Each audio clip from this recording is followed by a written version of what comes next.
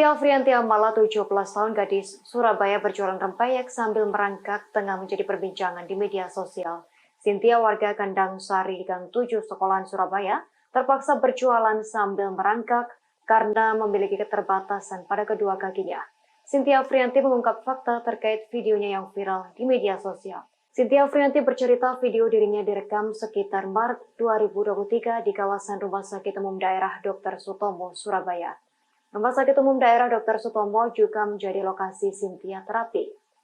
Video tersebut direkam oleh seseorang yang mengaku dari komunitas sosial. Cynthia berujar komunitas itu menawarkan bantuan untuk keluarganya. Komunitas berniat memviralkan Cynthia melalui media sosial sehingga mendapat donasi. Sementara itu, Ibu Cynthia Sumiati mengakui tak mengetahui hal tersebut. Keluarganya diberitahu tetangga terkait video itu. Sumiati heran dan mengaku sedih hingga menangis. Sumiati mengatakan pekerjaan itu tak lagi dilakukan sang putri.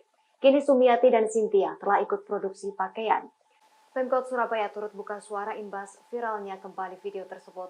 Asisten Pemerintahan dan Kesejahteraan Rakyat Erna Purnawati mendatangi rumah keluarga Cynthia pada Rabu 19 Juli 2023 malam.